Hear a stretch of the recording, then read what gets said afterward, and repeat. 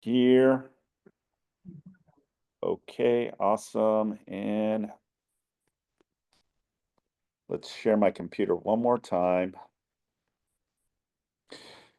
And just a friendly reminder to please make sure to mute yourself. If you do have a question on Zoom, please raise your hand and say, I have a question, and I'll be more than happy to answer your question. All right, this is rapid fire. We're going to go through 1 hour of 3 different advisories: the seller and possession advisory, the renter property owner advisory, and the short-term vacation rental advisory. So there's been some changes last month in June, and some of the revisions and also added language, and more so specific forms have been included as part of the California Association of Realtors. So let's go ahead and dive deep into the first one, which is the seller and possession advisory. All right, what I like about this is again, when you're negotiating terms based on a seller that is planning to stay, right, after the close of escrow. So when is it appropriate to have this document, right? When is it appropriate to be having the conversation? Well, in my opinion, it should be from the very beginning when you're negotiating. If the seller needs that extra time to move to their new location, then the seller in possession, better known as See, the God SIPA. don't like ugly. He don't like ugly. Make sure to He don't like please ugly. mute You just yourself. always know that. Don't put the Okay, tear one down car. second. Please make sure to mute yourselves, folks on Zoom. Okay. All right. Again, I sincerely apologize. Just a disclaimer, please mute yourself if you're going to be on this call. All right, seller and possession advisory. So I want to dive into the importance of why this form is. Okay, so there's 2 elements to a seller in possession. There's seller in possession that's 29 days or sooner, or 29 days later, right? So when it's a 29 days sooner, then it's a license agreement between the seller and the buyer. The buyer submits an offer, right? And the seller is going to do a counter offer, and that counter offer will stipulate that, if it's a 30-day escrow, if it's a 15-day escrow, if it's a 45-day escrow, that the seller needs extra time and therefore is requesting as part of the negotiations that the seller can stay after we close escrow, meaning official recording. Buyer is now the owner of the property, but the seller now is kind of in a short-term kind of rental in their own property. So what I like to, discuss is the ins and outs of the advisory. So both buyer and seller understand the implications of what the form is used for, but more so it's a disclaimer and an advisory to let the buyer and the seller know that there's rules and regulations when it comes to this form. So number one, it says seller remains in the property after close of escrow. So it's pretty self-explanatory, right? It says seller for a variety of reasons may ask the buyer for permission to stay. It's a permission, okay? The buyer doesn't have to give this permission.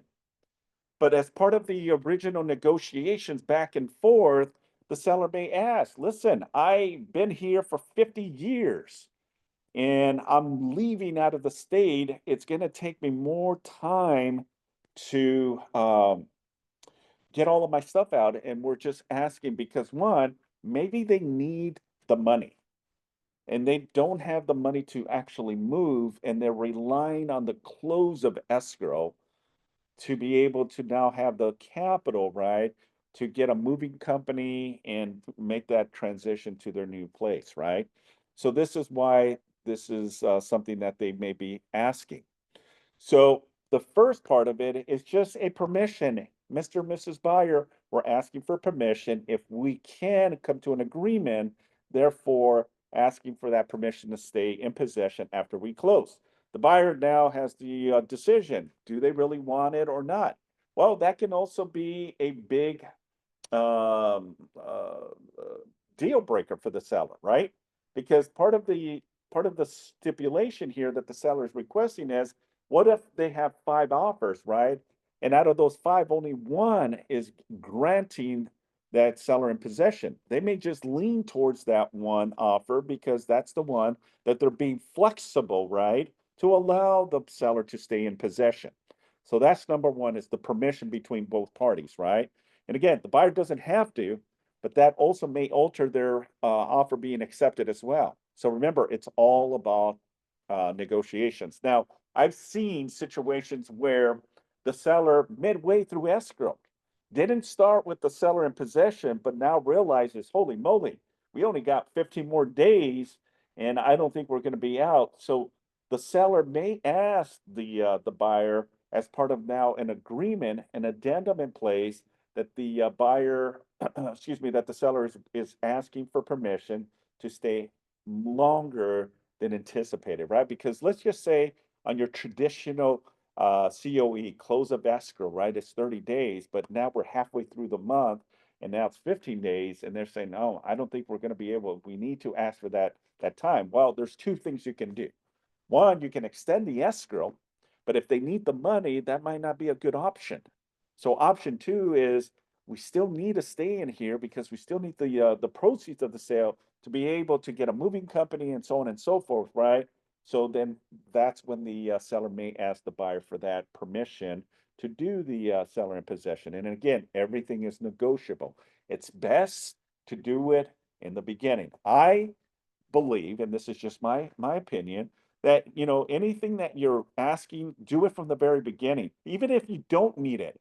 And let's say it's 30 days that you can get out of the home, right? But you still have that safe haven that allows you that opportunity, right? To stay in possession for another 10 days, another 15 days, right? Well, you have it there. It's secured and locked because that was already agreed upon by the buyer. So you can use that as your card to say, yeah, we're going to need that extra time, or then maybe not. But remember, also, there's 2 folds to that too, as well. One, the buyer may give you the grant to allow you to stay in possession with the property, but the buyer may say, look, I'll let you stay, but it's going to cost you. Okay, you're not going to stay here for rent free, so it may be a negotiating tool as well, right?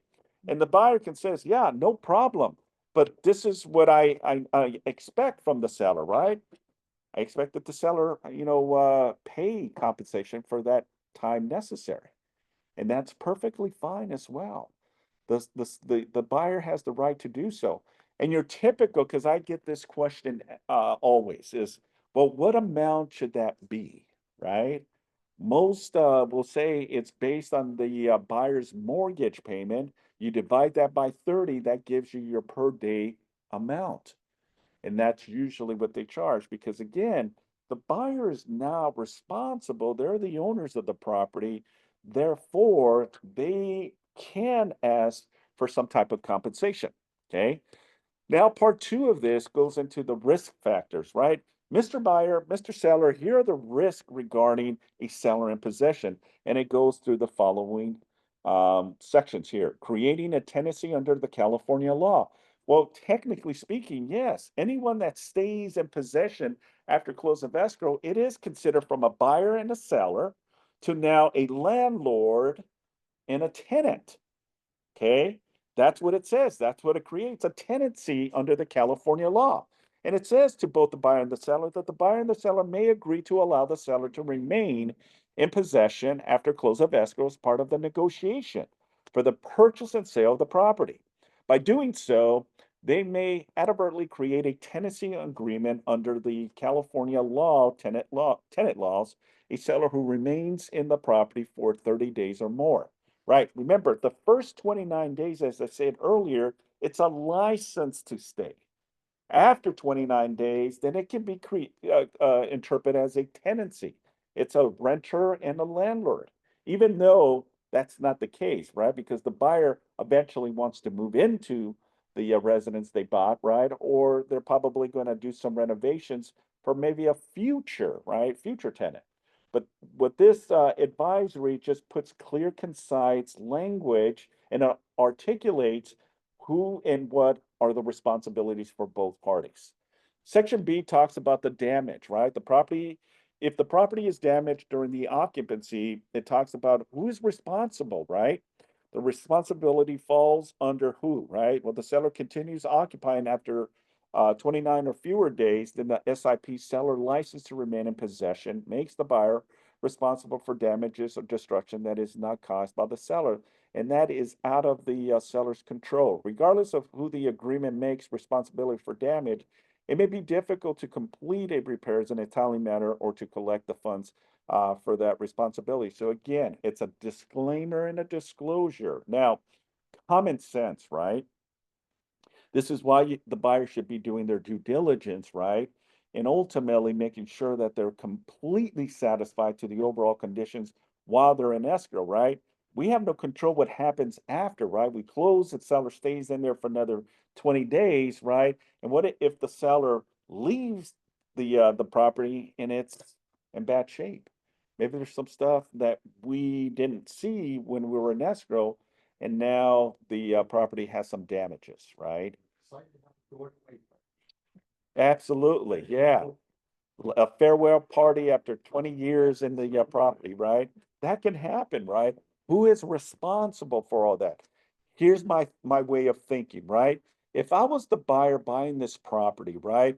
First and foremost, after I close, now it transitions from a buyer-seller transaction to now kind of a landlord-tenant. I would personally go meet with the sellers because now this is my home. I have every right to go and do what I need to do to make sure that the property is good, right? I would introduce myself. Congratulations, Mr. and Mrs. Seller. You know, I'm really happy. I'm grateful that you accepted our offers.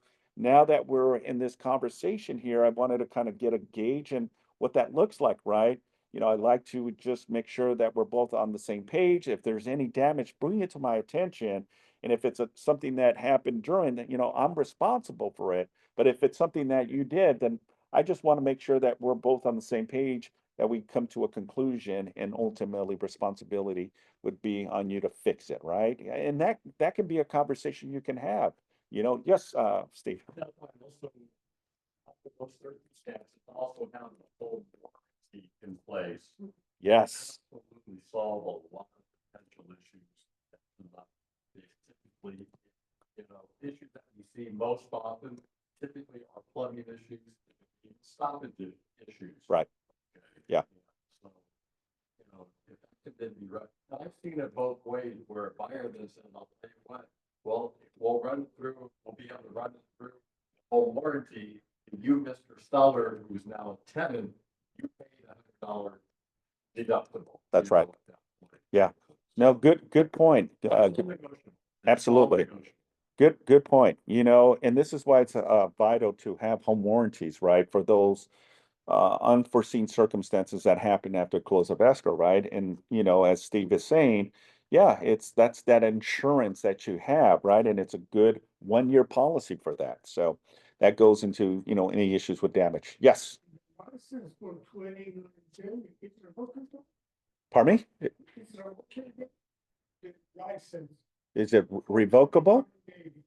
Oh, it's referred to as a license to stay. In other words, less than 29 days does not create a landlord-tenant relationship under the law. It grabs them under a license status. Okay, if you have a license to remain in the home.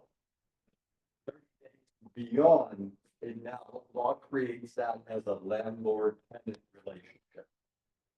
By definition. Yeah, so for the people on Zoom, what Steve is saying, because again, we're having the same issue with, and I don't know why it does, and maybe it echoes in here, I don't know. But the question was, you know, in regards to a license, right? What does that entail? A license to stay? Well, it's basically, in my opinion, it's like going and renting, staying at a hotel, right? It's a license to stay there. You stop making payments, you know, unfortunately, they have the right to, you know, get you out, vacate you, right? With certain proper channels. But the license is just is a granted opportunity for you to stay in possession for that X amount of time. The license is only good 29 days or less.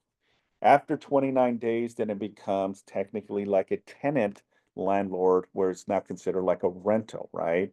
And it all depends on how you stipulate and how you come to the agreement, right? Because sometimes the seller may need more than 29 days, right? Then you transition.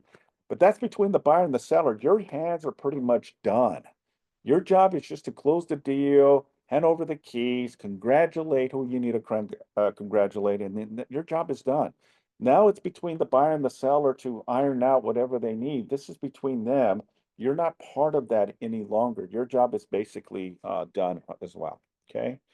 All right. The next one talks about the maintenance of it. Similar to the risk of damage, there are concerns with maintenance of the property for the seller continue occupancy of 29 days or less. Okay.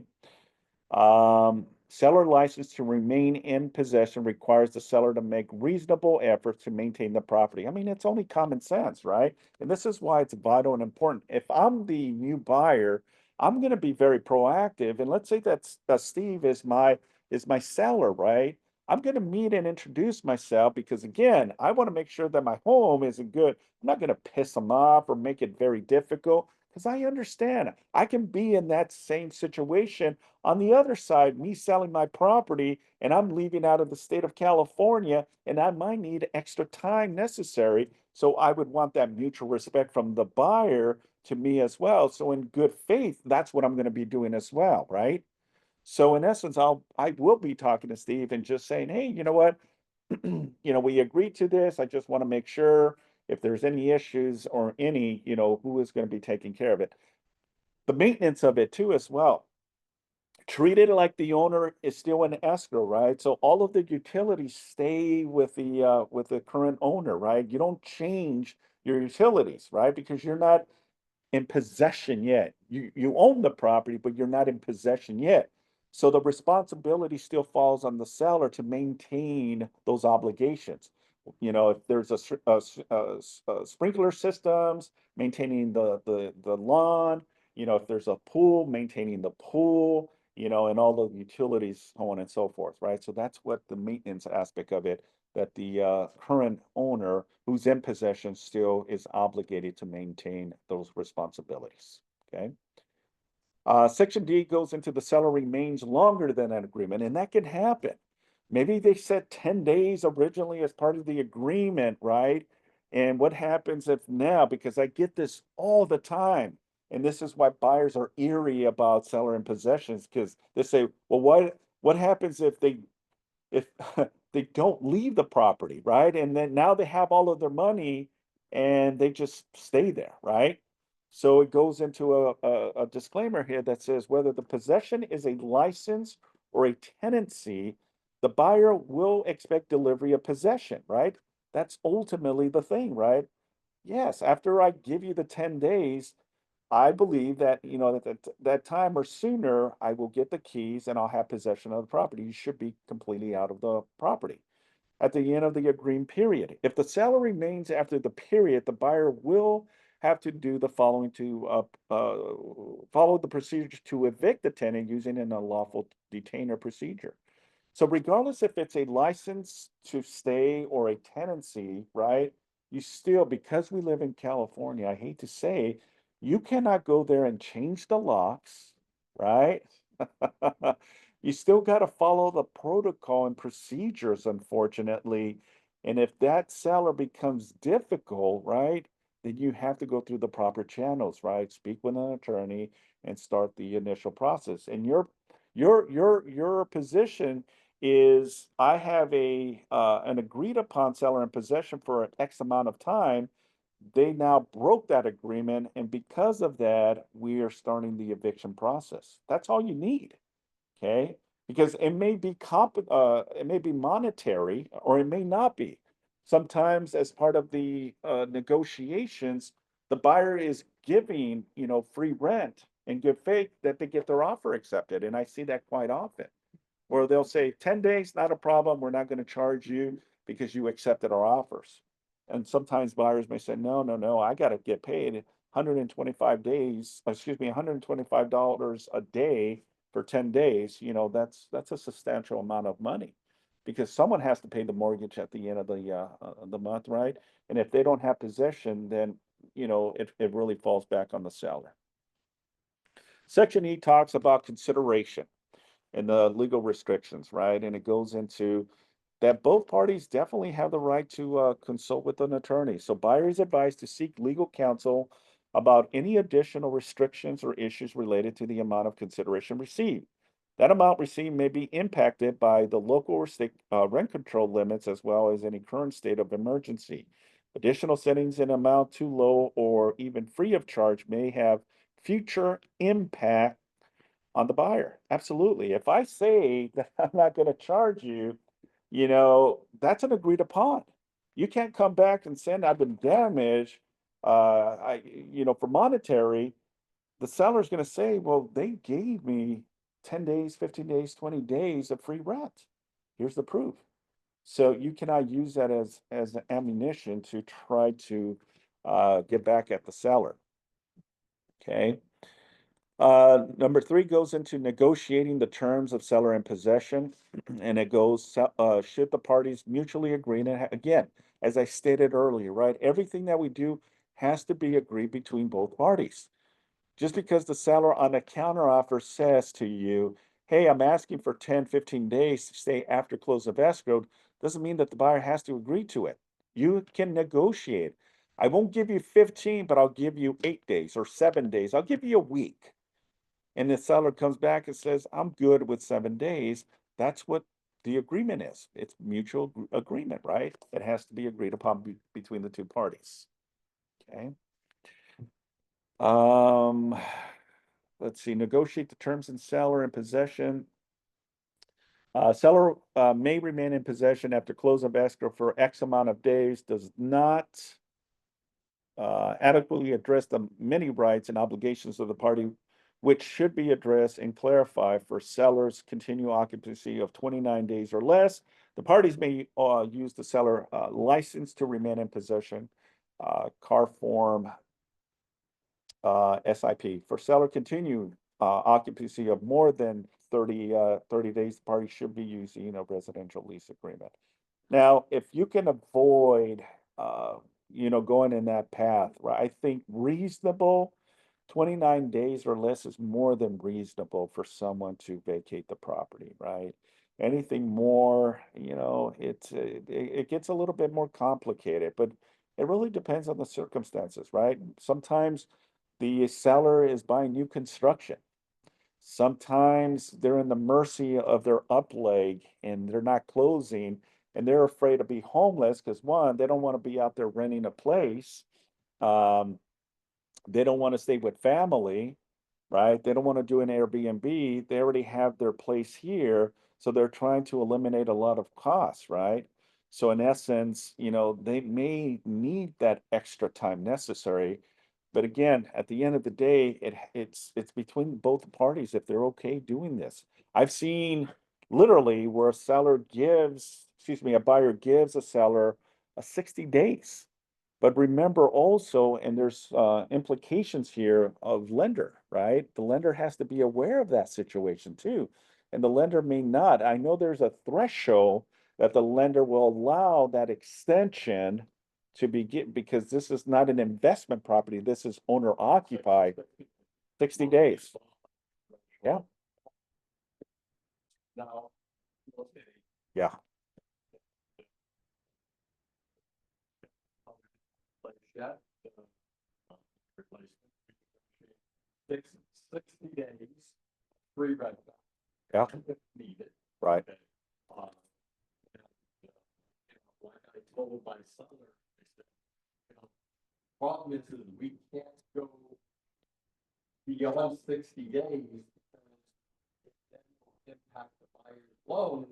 Because again, the lender sees this, lenders in the unit, wait a second, this is supposed to be an owner occupied loan for the buyer, okay? The maximum we allow is 60 days for the buyer until they take possession. That's right. Yeah. You are a buyer's agent. Now see the request and your buyer may be willing, let's say the seller is requesting 90 days and your buyer loves the property, they'd be willing to give 90 days. Understand negotiate it as a 60-day. Or, plain and simple, instruct, let your buyer know it could have impact on their interest rate. Now they're gonna lose their owner occupied financing rate. That's right. Non-owner occupied financing. Yeah, that's right. Thank you, Steve. Yeah, absolutely. So again, if it's 60 days, that's stretching it. But I've seen circumstances where buyer and seller agreed to those terms, okay? They really want the property and they want to make it as flexible to the seller because they want the property, right? And sometimes it's investors, right? Their plan is not to occupy the property, it's to renovate the property and then turn around and rent it out or sell it in the near future. So they're giving that time necessary for this seller to stay in possession for even longer than 30 days. 60, but we're probably in the 30 days. Yeah. Yeah, yeah, good point, good point. All right, so section 3A goes into timing issues.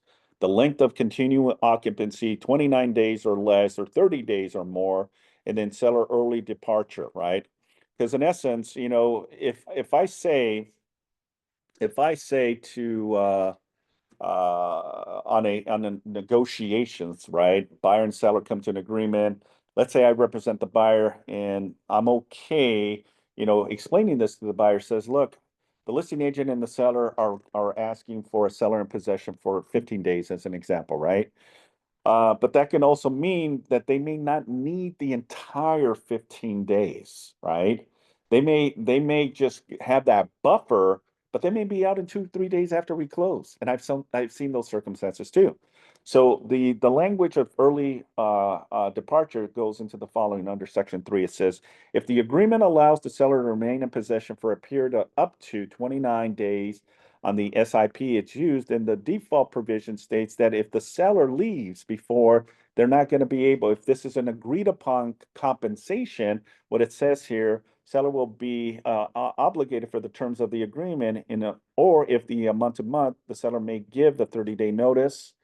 Excuse me, I bypassed what I was saying here. So period up to 29 days and CAR form SIP is used, and the default provision states that if the seller leaves before the end of the specified time period, seller will not receive a refund.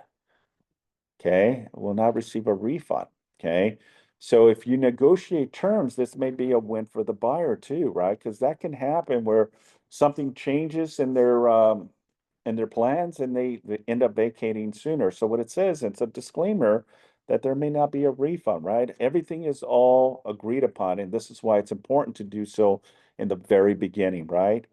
And have that option to 29 days, but the seller may vacate the property sooner.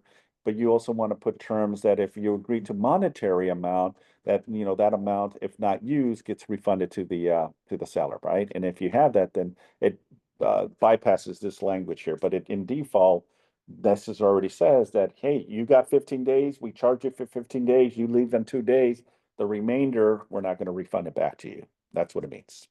You should, as a good practice to be able to have the seller, to encourage the seller to leave. For the benefit of your buyer.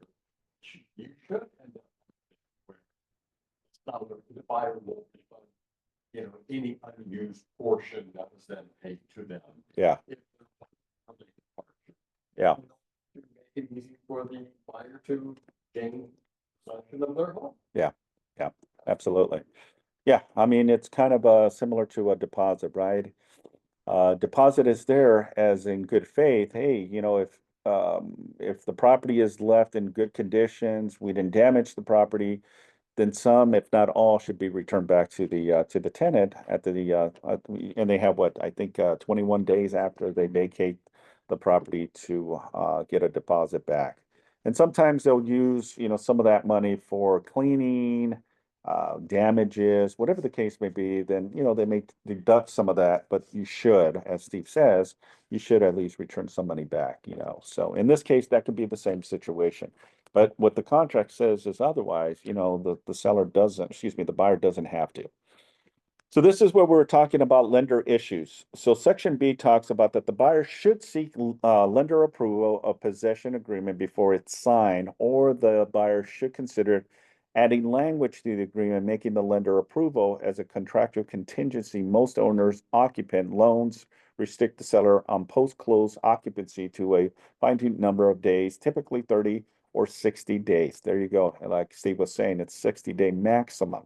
If the buyer is forced to switch to a non-owner occupant loan, the terms of the loan are likely to become more burdensome to the buyer, right? Because again, part of the agreement is, are they buying this as owner occupy? Are they buying it as a second home? Are they buying it as an investment, right? Because that also dictates what type of terms they have on the loan, rate and terms, right?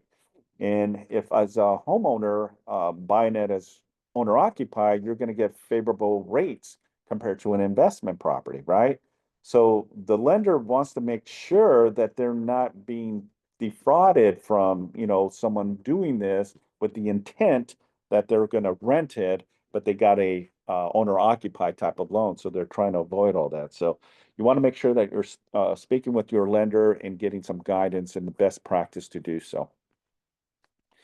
Section C talks about security for damages. Buyers typically ask for a security deposit or a holdback to be applied in the event that the seller damages the property after close of escrow or fails to vacate on the agreed date. So I've seen situations where they'll hold back, X amount of money in escrow.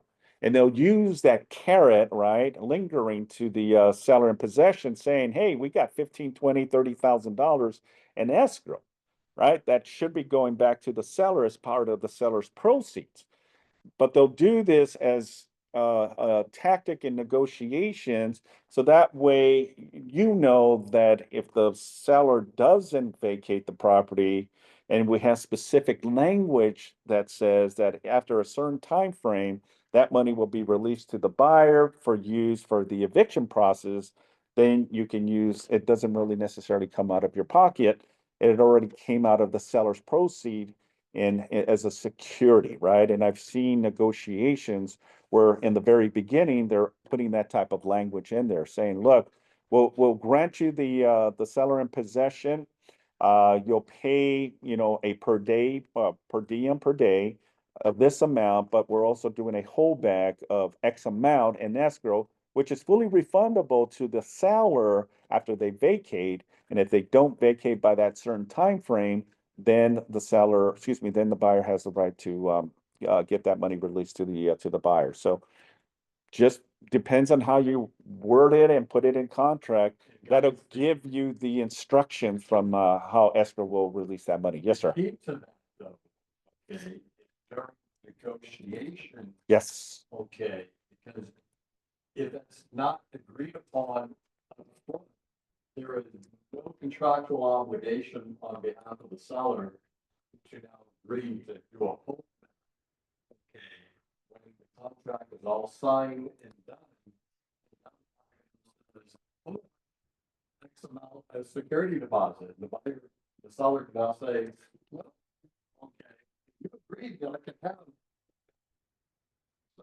But in essence, you've agreed to let them stand the property now and not have any holdback or security deposit. that's right. The time to do it is know your leverage position is the time of the negotiations. That's right. In negotiations, when the seller is the one who's making the request, they want to stay in the property. Right. Okay, so. Yeah. That's the time to do it. Yeah, absolutely. Thank you, Steve. All right, Christine, she says, question, if seller has a COE, a close of escrow plus 2 days, do we need to fill out the SIP? Okay. So question here, if the seller has a close of escrow plus 2 days, do we need to fill out the SIP?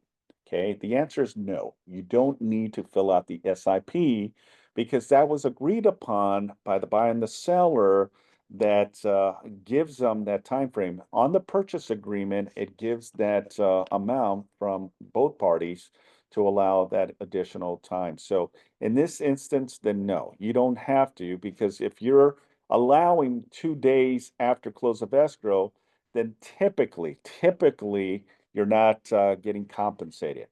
Okay, you're just giving that seller buffer, right? Which is common, very common in today's transactions to give 1 to even 3 days after close of escrow. But if they plan to stay there longer than that time frame, then yeah, I would recommend that you do the seller in possession.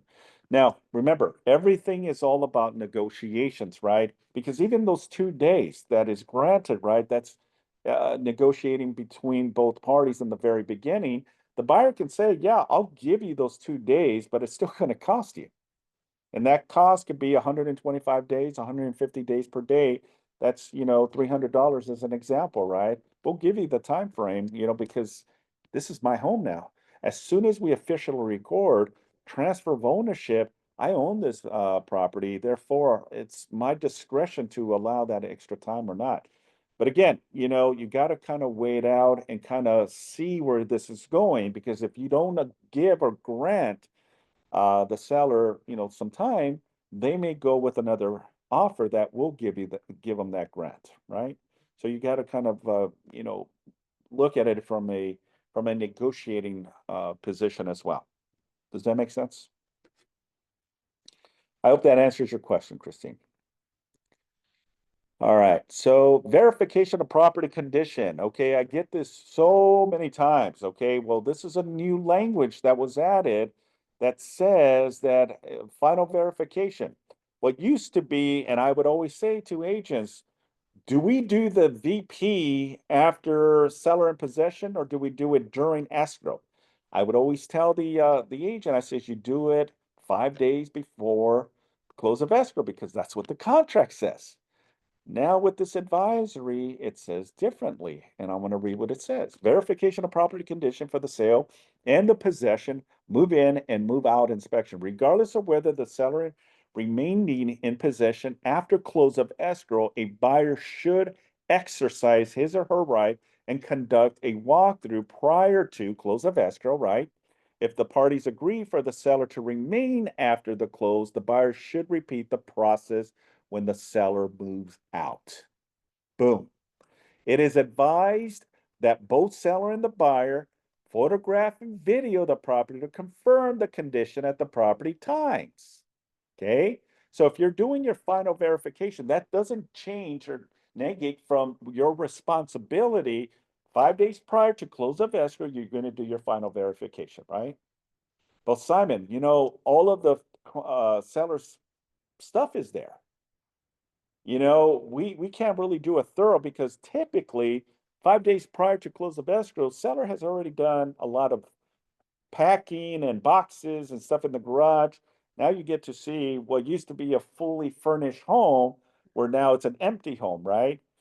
You'll be able to see things that you didn't see prior, right? But the whole purpose of the the whole purpose of the VP is to make sure, one, that the property's still in the same condition as you originally submitted the offer. And two, that any requests of repairs were requested and agreed upon by the seller, that the seller has taken care of those requests. And, also, if there's anything new that you didn't see, that you can now document as part of it. Now, a VP is not a conditional cancellation, guys, okay? So you see something that you didn't see on the verification or walkthrough, you cannot say, well, I'm going to cancel. It's too late. You've already released all contingencies. And if you cancel, which you have the right to, you're not forced to buy anything. Excuse But me, also, would you mind giving the full names of the uh, abbreviations like VP and SIP, please? are you asking me that question? Yes, sir, I am. Thank you. Okay. Let me just finish my thought here, and then I'll address your question. Okay, I just lost my thought. Yeah, thank you. So the verification of walkthrough is not a stipulation for you to cancel, but to just document that, hey, there's a problem here that we need to address, right? That's the whole purpose of it. Now, as part of that condition, what it's saying here is you have the right to take photos, you have the right to videotape. And then now you have the right after the seller in possession, because this is again a new form that came out. We have the seller in possession document, but this is an advisory attachment that explains all of the ins and outs and responsibility for both parties. The responsibility to enact what the form stipulates or says, right? So now what it says is, yeah, you can do another final verification to make sure that there is no other concerns or issues regarding the final walkthrough. Okay. All right. So I'm sorry. What was your question again? Oh yeah, What was it? you're great. You're giving like quite a few abbreviations for terms, and I'm driving, so I was wondering if you can kind of say I'm like SIP and VP, kind of go over like so I can kind of just know what I'm dealing with, because I'm driving and I can't make a reference to what that says. Sorry. Well, first and foremost, please be careful. I understand that you're driving. These conversations and all of this is recorded as well. Okay. SIP stands for Okay, seller in thanks. possession. SIP stands for seller in possession. COE stands for close of escrow. VP stands for verification of final walkthrough. Those are some of the acronyms that so far I've talked about. Huh? If you just put them in the search Thank bar you. on the Thank you very much. C.A.R. Thank you. forms, if you put them in the search bar on the C.A.R. forms, it'll come right up. So when you get back to your house, you can get on the computer. Yeah, thank you.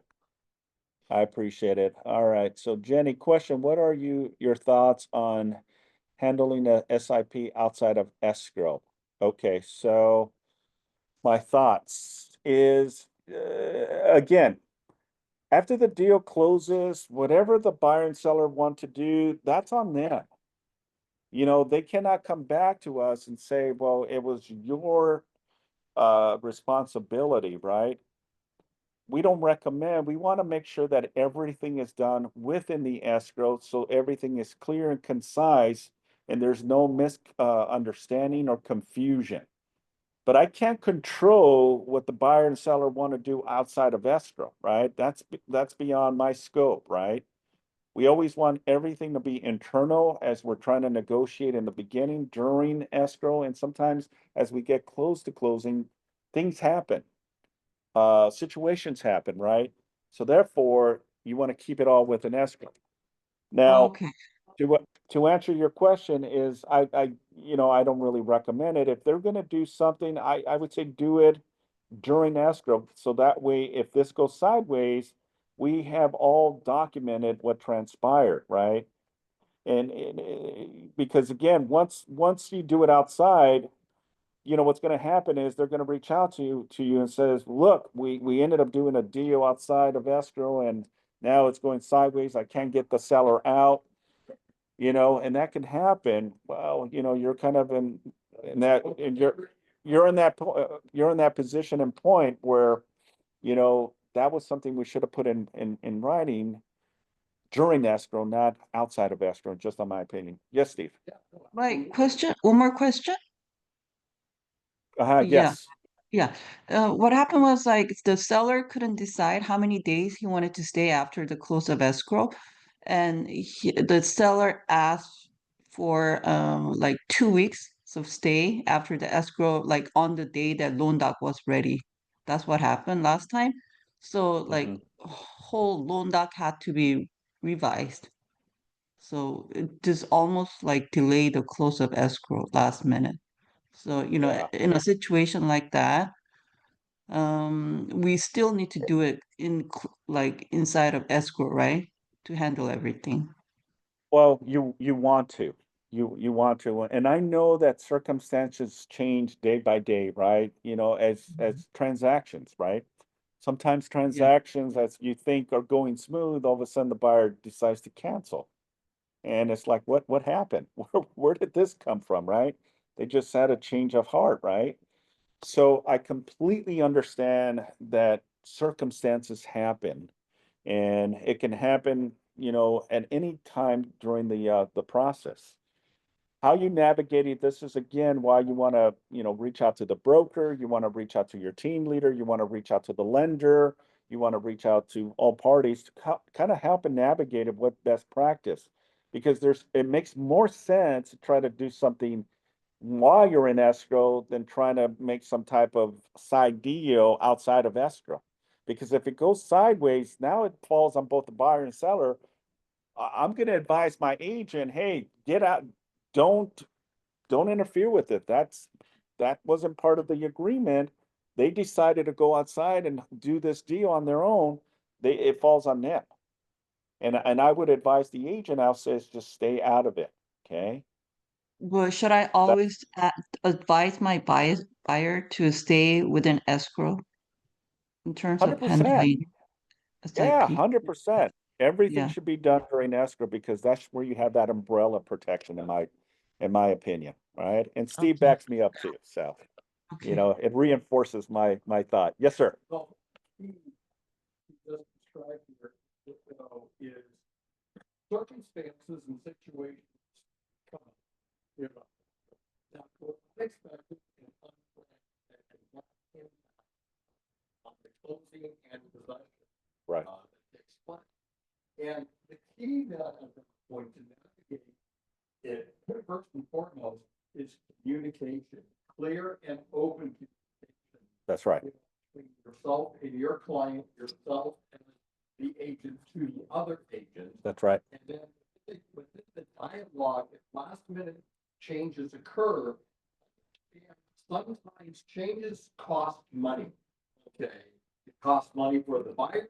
Okay, if there ends up being delays, if there ends up being redraws in the whole bit, and whoever is the cause of the delay should bear the burden, typically speaking, and that should be communicated. And so if it's your client who is creating the burden to be able to have it accommodated, Right. it needs to be communicated that price of that is the cost of being able to accommodate.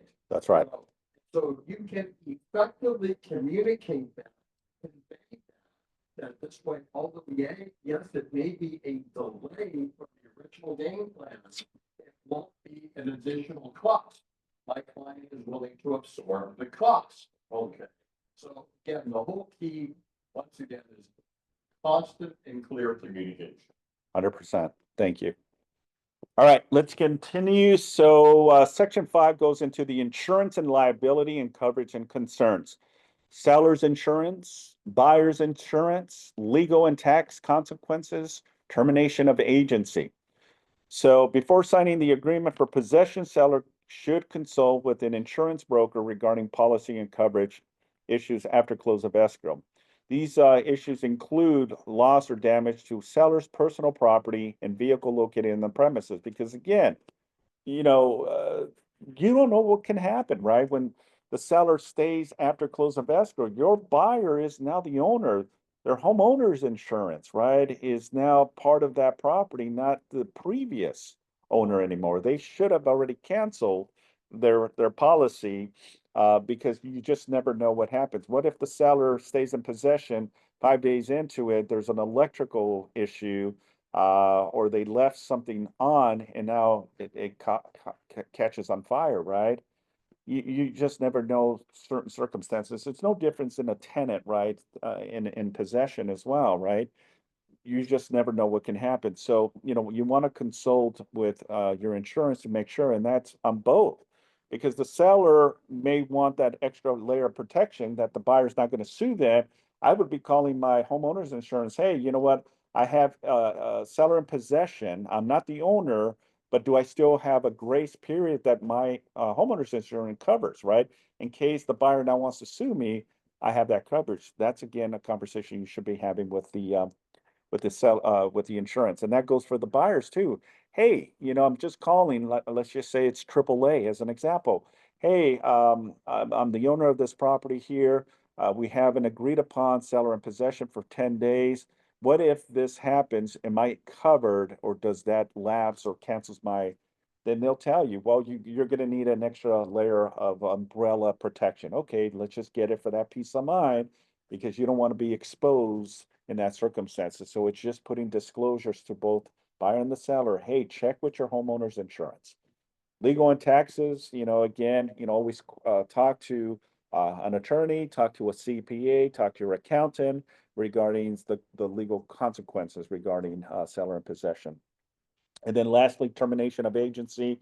Unless otherwise agreed, the agency relationship with the broker agent representing the parties in the purchase transaction is terminated, and the broker agents are not acting as property managers because it is technically tenant landlord agreement. We're done. We clean our hands. This is between you and the seller and the buyer. Okay. All right. Quickly, let's just go to the next agreement, which is the rental property advisory. Now, it's kind of similar in its stance, but it does include a lot of lingo for rental properties, right? I'm not going to go too deep into this because I know this go for hours and hours and hours, but I'm just going to hit some bullet points on it. It is 3 pages long, so there's a lot of information here regarding housing providers. And housing provider stands for landlords, okay? When you hear housing provider, that is a landlord, that is the owner renting out a property, okay? So when you hear housing providers, that's considered a landlord because they're trying to get away from landlord language. I don't know if it's discrimination, who knows why. So the California Association of Realtors now has transitioned from landlord to house providers or rental property owners. Okay. I'm just saying. All right, so the advisory goes whether you're already own or intend to purchase the property to be used as a renter, there are many issues you need to consider. These rental property owner advisory is intended to address legal, practical issues impacting the rental property owners, whether they are new to the business or they have prior existence. So again, my interpretation and my way of thinking is if you want to really understand all of the contracts, take the time and read them. This is C.A.R form RPOA, okay? Just like the seller and possession advisory. And you see up here on the top, it is revised 625, meaning that this is a new revision or a new document that was included as part of the California Association of Realtors new forms that happened last month in June. And guess what, folks? We're gonna, what's that? This is a brand new one. Yeah. This is a brand new one. And what's going to happen is in December of this year, we're going to get the new set of revised, deleted, removed, or new forms to the association. And that's when they make significant big changes, more so to like the purchase agreement and the listing agreement. It seems to be more on the December months than the summer month. All right, so limitation of ability to set rental rates and eviction tenants because we live in the beautiful state of California and it is a tenant state, there's a lot of protections for tenants. So it talks about the State of California Tenant Protection Act, TPA, civil codes. I'm not going to go into all of the mumbo jumbo. I can definitely maybe have another, or you could reach out to me and we can dive deep together on this, all right? Upkeeping, disclosures, security deposit, maximum amount, return to tenant. And again, here's what we were talking about that, after the tenant vacates the property and is asking for their deposit, the home provider has within 21 days after the tenant has vacated to any remaining portion of the security deposit to be returned back to the tenant, right? Pictures of the property, screening fees, housing provider disclosures, tenant rental payment reporting. Now, this again is more for your higher end, not your mom and pops, 2 units, 3 units, 4 units. It's more for, and I think it says here 15 or more. So if it's an apartment complex that has 15 and or more, or excuse me, 15 or fewer than that, then they don't fall under this reporting. So now it's just strange for me and bizarre. But now tenants can request that you report to the credit bureaus that they're paying their payments on time. Okay. So if you're in a large complex, you can definitely ask them that every month to report to the three credit bureaus, if it's Equifax, TransUnion, or Experian, to report your tenant rental payments that you're being paid on time. One, it definitely helps with your FICO score, right? It shows good intent, but that's for larger complex, not necessarily for your small mom and pop complexes. It also talks about assistance animals and pet service animal support or companion animals, pets in general, insurance, which we kind of talked a little bit. It talks about fair housing considerations. Again, I'm not going to go into it too much.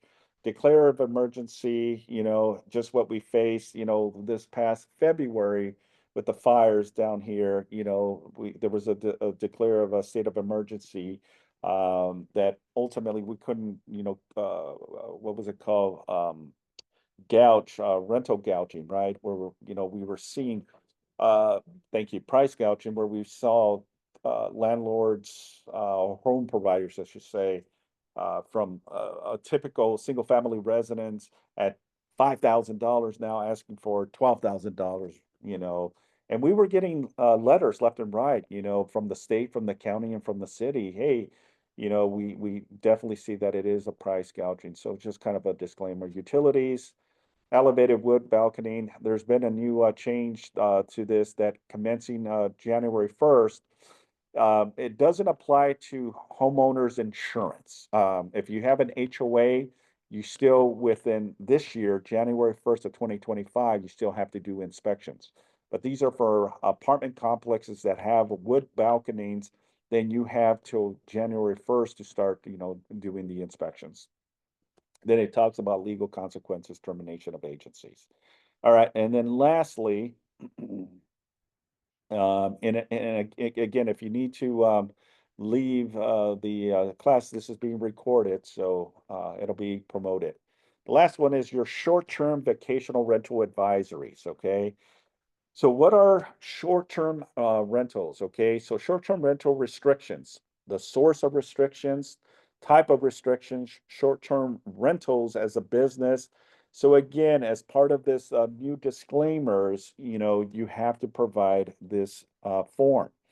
What it says is that, many communities, including cities and counties and private homeowners associations, regulate short term. They may not allow it.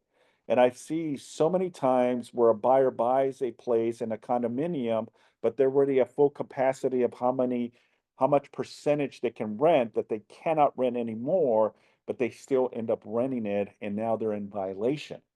And if it's an HOA that is a strong HOA, I've seen where they start, forcing, monetary and force the eviction and the foreclosures at these big HOA companies because you have broken the rules and regulations.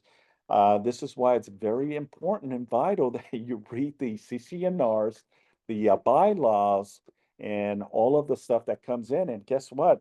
Hundreds of pages. No buyer, no agent is going to go through all of the stuff, but there's again stuff and restrictions that may alter. And what does happen is that the buyer will now blame us and says, well, you didn't tell me. Well, I wasn't the one that signed off on this HOA, right? Contingency.